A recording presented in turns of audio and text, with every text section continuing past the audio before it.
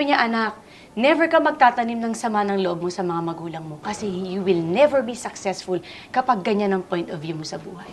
Pero wala kang sama ng loob. Wala eh. Even with your dad. Wala.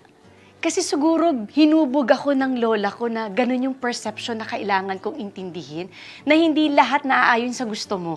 May mga bagay na nangyayari na hindi mo inaasahan, pero after all, in the long run, magiging maganda yung resulta. But your dad had another family. Yes. Oh. At close ako sa kanila. How did that happen?